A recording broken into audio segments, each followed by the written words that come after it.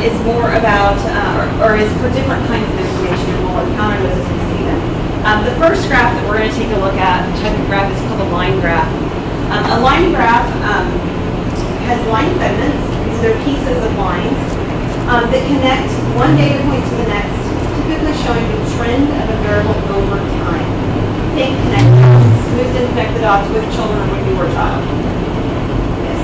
Okay, so when you do connect the dots, you're supposed to connect them. You're supposed to. My son still struggles with this. But you're supposed to take your crayon or whatever and go straight from one dot to the next, right? You're not supposed to do squiggles in between. There's no curvy features or whatever. That's what line charts are, line graphs are. They connect it from one to the next with straight lines. Okay, so you're not trying to sort of model a trend and sort of say, oh, it looks kind of like it's a parabola. That's not what this is. Okay? This one really is line segments between them. And you might also notice that it says this business about being over time. Line graphs tend to show something changing over time. Whether it's the stocks, you actually see that's a really common one you'll see these line charts. If you see a stock market or a stock portfolio, you'll see these dips and there's jagged edges everywhere, and sometimes there's flat pieces and whatever. But it talks about either the highs and the lows or the middle points or whatever, of how the stock has changed its value over time. Okay, so these are line charts. This is a learning specialist track the average reported studying times of her students in a given week. Create a line graph for the data she tracked. So on Monday we have an hour and a half that we studied. Tuesday an hour and 45 minutes, 1.75 hours. 0.75 hours on Wednesday. Apparently church got in the way. Thursday we have 2 hours. On Friday, I'm surprised we see it all. Right? Pretty good. 0.25 hours. Saturday, same thing, and on Sunday, apparently the week's about to start, so you guys start studying again, right? Yeah. All right, so we're going to create a line chart for this. And when we create our line chart, again, just like the charts we did in the other section, we need to label the axes. Our bottom axis is always going to be time, okay? And in this particular problem, the time is measured in the days of the week. So these are our days of the week. If you wanted to generally just put time, that'd be okay as well. Okay. So what we're going to do is we're going to have a data value, and they should be equally spaced apart.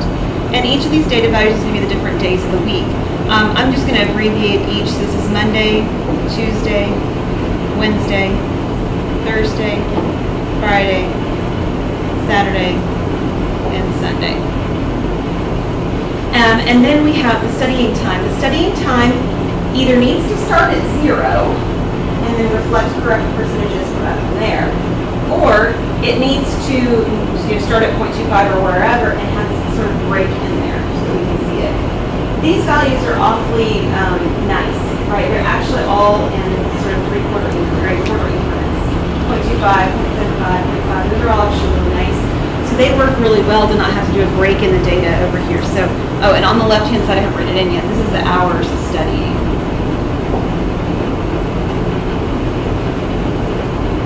That's what's going on over here. Is our study. It's not very good. But. All right, so we're going to measure them in 0.25s, but I'm not going to write them all in. So here's 0.25, and then this one's 0.5. This is 0.75, and then this one's 1. This is 1.25, and then this one is 1.5.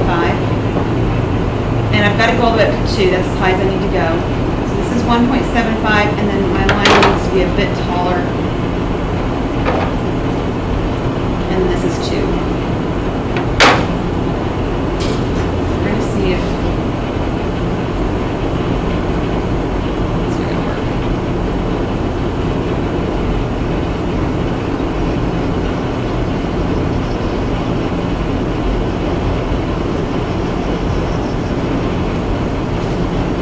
Okay.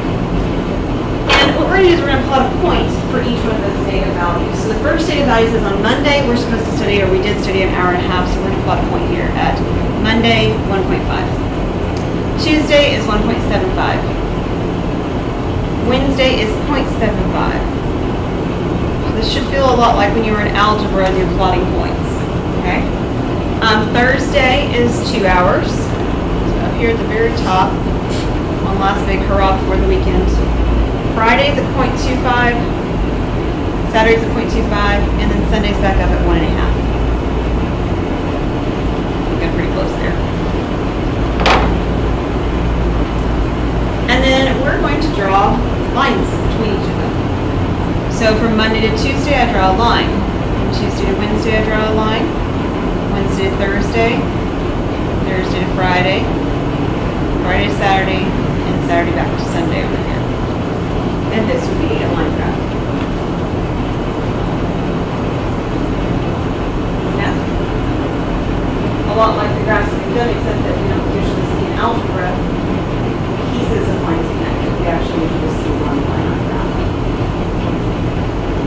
All right, scatter plot, however, has a different feel to it. So a scatter plot is often used in a relationship to be easily depicted, cannot be easily depicted even by a broken line.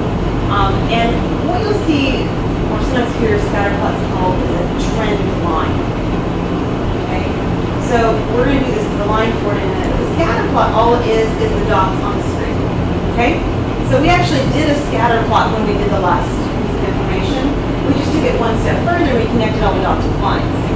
All a scatter plot is the picture without the lines. Okay, so the first thing we've got here is that this says Coach Lewis kept track of the basketball team's jumping records over a 7-year period. Written as follows: draw a scatter plot for the data. What kind of association is there for this data? All right, so I need more screen. Now, the first issue is that I'm given years, 2001, 2002, and so forth. And when I have these years, that's actually going to mean that my line here has a break at the beginning in it. Because I'm not, this is not a very good break at the beginning, but maybe you get the picture. It's like the heart rate monitors when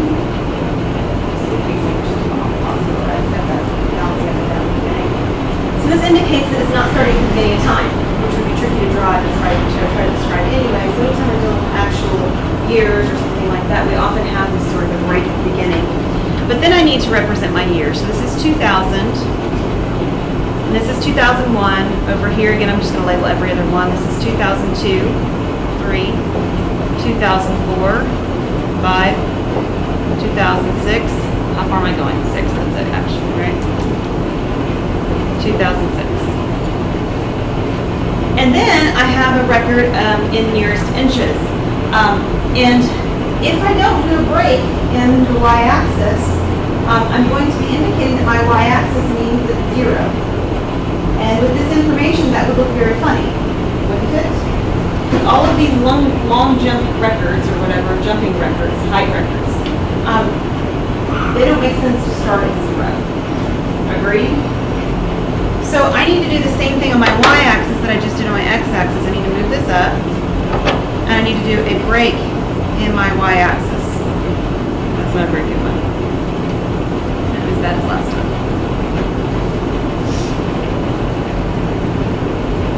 And then I want to look at my records and actually see where my records really kind of should start. 0 doesn't make any sense. What is the smallest value on these records? It happens to be 65. So I'm going to make a mark at 65, and I need to go up to where, how far?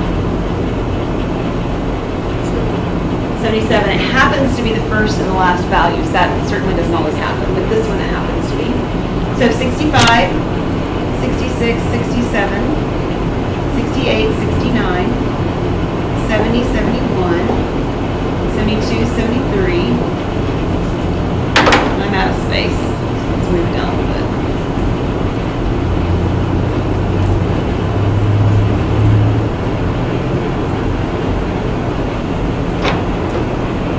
Um, 74, 75,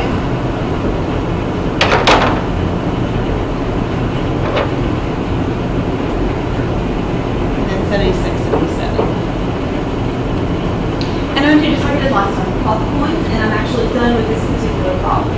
This particular problem simply asks me to draw a scatter plot. It's the association question, but that's all I'm doing the graph for, okay? So I'm going to plot. In 2000, I'm at 65 inches. And 2001, I'm supposed to be at 67, which is where I'm at 2002 as well.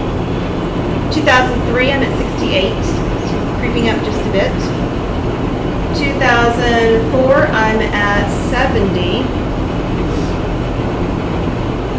2005, I'm at 74.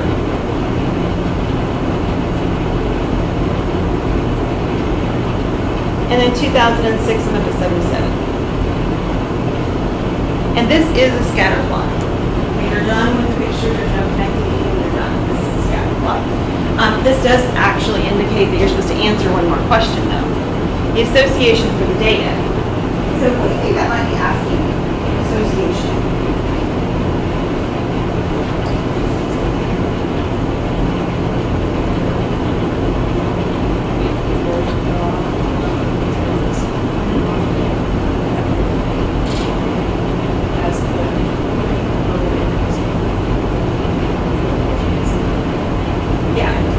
Yeah, that's the right idea. So if we were to sort of think about what is the data doing, what is its trend, we could describe it as increasing. That would be appropriate. We could describe it as having a positive slope, which is what you're getting at, Sarah. So increasing is probably the most general way to describe it, because then it doesn't have that line connotation. So the association, we would actually call it positive association. And the reason we're calling it that is because the graph is increasing. In other words, as the x value increases, as we move towards the right, the y value is also increasing. So as time goes on, these records are getting more and more. Now, I don't know about you, I don't know what happened between 2004 and 2006, but the basketball players really jumped higher. It's a pretty impressive change. Now, let's take a look over here at the trend line information. That's on the next page. A trend line is actually a line that closely fits the data and can be used to describe it. It's often called a best fit line. And you may have done this before. I think probably the first time that I saw trend line stuff was not in math. It was in history or something science related. So this idea of a trend line, we're trying to predict what's going to happen next. And it's actually in science experiments in the lab. So this is used across curriculum for other information besides just math stuff. So part A says, use the data in example 2 to create a best fit line for the data. Okay?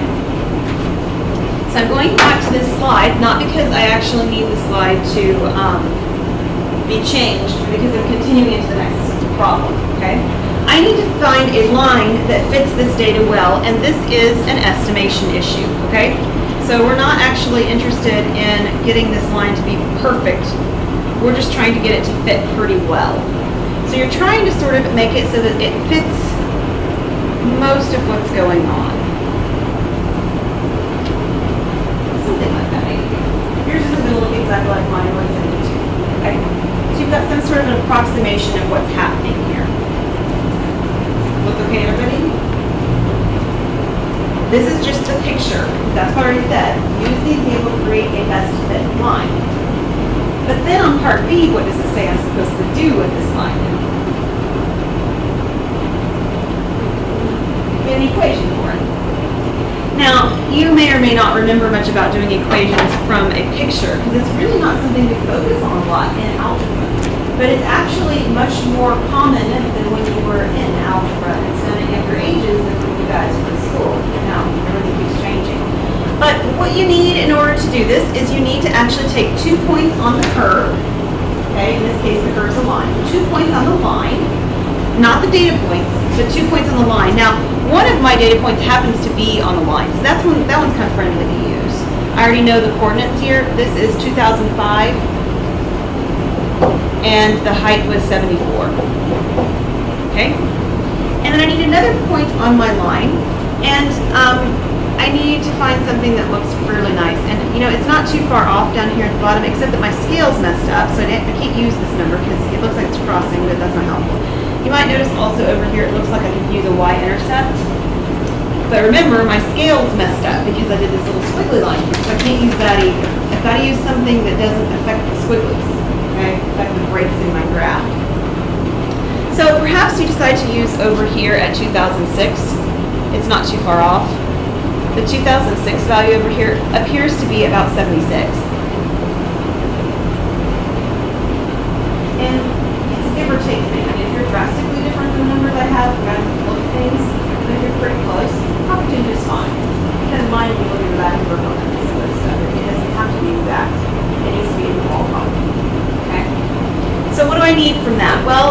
use these two pieces of information to find two things for a line. Okay? I need to find the slope, and I need to find the y-intercept. And I can actually do that with a line that you've seen before called the slope point, or the point-slope form of a line.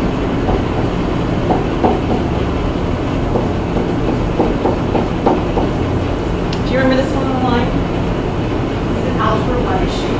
Okay, so I know you guys have all seen this before, may have been a bit. The m is the slope, okay, and I can get that from my points that I'm given. And then the y1 and the x1, this is any arbitrary point on the line, not just data points I was given, but a point on the line. So either the red point that I said 05 and 74, or the red point I said 06 and 76, one of those two. And then the x and the y here, these stay in the equation. We don't mess with these guys. They are the variables. Those represent all the other general points that are determined based on the 1 point and the slope. So taking a look over here, I had two data points, 2005, 74, and 2006, 76. And the first thing I want to get is the slope. Do you remember the equation for finding, or how we find slope? Yes. So there's lots of equations for it. Change in y over change in x. That's delta, it's not really a triangle. Or you might remember y2 minus y1 over x2 minus x1, or some variation of it. Oh, I did it 2x. Fix that. All right, so let's call this one x1, y1, just because it's earlier, and this one x2, y2. It doesn't matter really, but we got to pick something so we'll pick it this way. So my y values are the heights in this case. So this will be 76 minus 74. Oops. I said it right and I wrote it wrong. Let's try again. 7.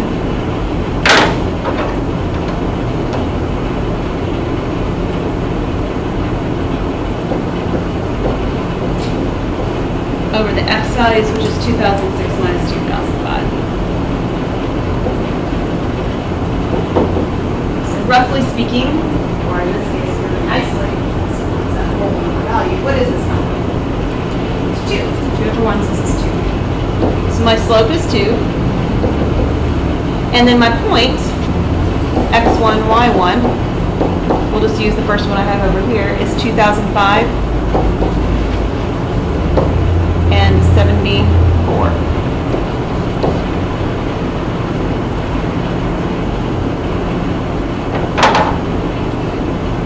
Alright, so I do realize I obviously shorted myself a lot on space in this slide. I'm sorry, you guys have some space next to this you can use. But let me continue the problem here. I'll come back to see it in a minute. Okay.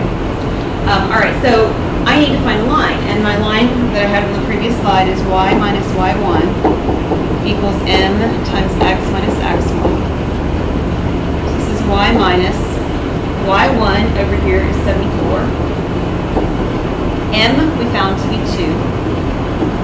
X is the variable x. X1 is 2005.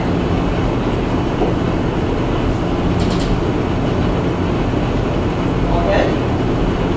Okay, great. And then we're just going to simplify this so it says y equals. Y minus 74, 2x minus, what's 2 times 2005?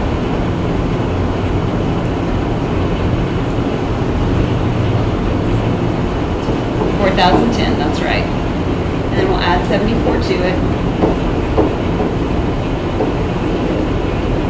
Y equals 2x minus what? What is negative 4010 plus 74? 3,000 something, negative 3,000 something.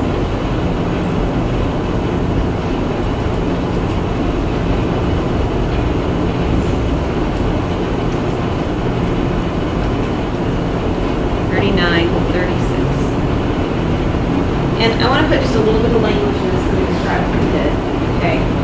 This is the, was it inches? Inches. This is the jump record.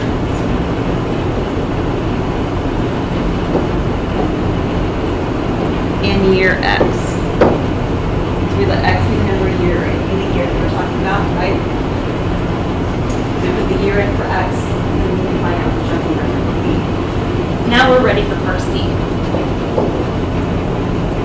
says, using your equation, what would you predict the jumping record to be for this year? So this year is the year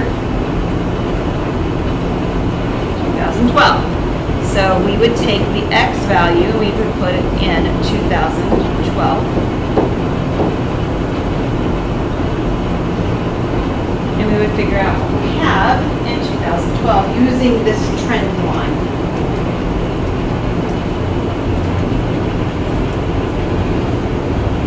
Did anyone get a value?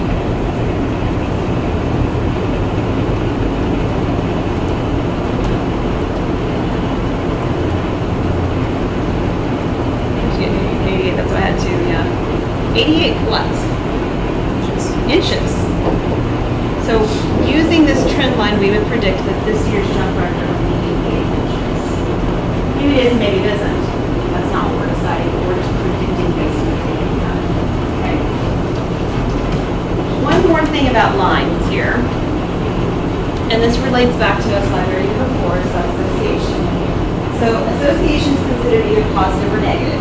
Okay, it has to do with the trend line we'll be doing. So the trend line, if we drew, kind of like Sarah was saying, is going uphill, it's increasing, it's positive association, and if it's decreasing, it's negative association. So taking a look at y equals negative 2x plus 3, what does that line do? What's negative? The slope is negative. How do you know? Right, and it's the 2, right? Yeah. This number right here is the slope. Okay? So the slope on this line is negative 2, which means if you're reading the graph from left to right, just like you read books, okay, you can read from left to right, the graph is going to be doing what? Right, it's going to start high and it's going to end low. It's going to be decreasing, yeah? So we call that a negative association. As one value gets larger, namely the x value, the y value gets smaller. Okay? The more I exercise, the less I weigh. Negative association. We get here. So it's a negative association. So this association is called negative. What about this one? Y equals 4x minus 3. Positive association because it's got a positive slope for exactly the same reason as the trend line we already did before. If you read the graph from left to right, it starts low and ends high. Right? Positive association. What is going on with part C? It is a horizontal line. Something like this. What kind of association is that? You describe it as neutral. Your book is going to use the word none. There is no association. The idea is that it doesn't matter what year you're in. The height that those people can jump is the same height they've always been able to jump. It doesn't matter how much you eat, you weigh the same thing. It doesn't matter how much whatever, it doesn't affect the other outcome at all. Okay? So this is considered no association, or you can put the word none. There is no association when we have